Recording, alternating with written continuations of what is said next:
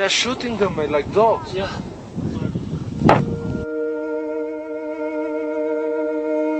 Eight o'clock, one freezing morning at the Nepalese border. At 5,700 meters altitude, it seems the time is always frozen. Dozens of Tibetans are walking in line silently through the mountains of snow, trying to reach India and see the Dalai Lama, their spiritual leader. The deep silence of the camp, where Romanian and foreign climbers gathered, is killed by a machine gun.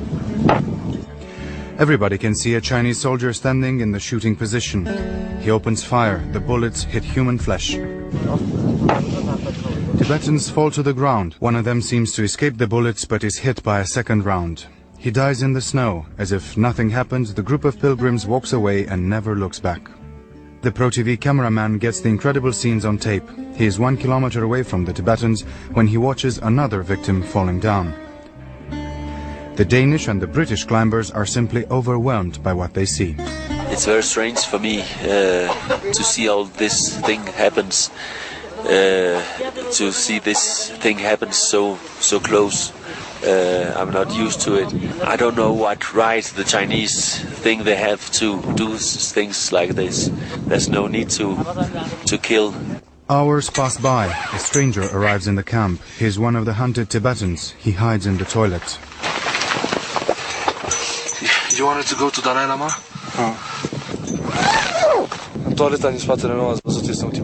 There's a Tibetan in the toilet behind me, hiding from the Chinese military. Another Tibetan man was shot and left to die in the snow over 5 hours ago. I saw the soldiers firing. Sergio makes a risky move. He helps the Tibetan with some clothes and food.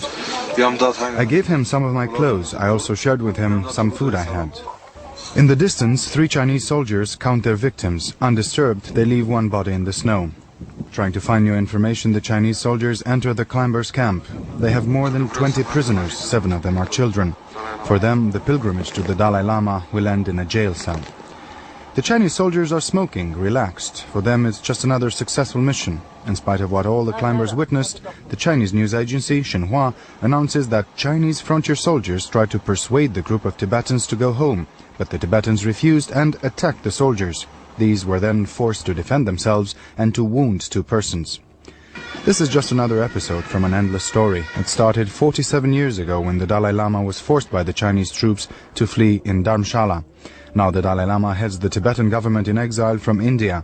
Just to see him or touch him, many Tibetans pay with their lives.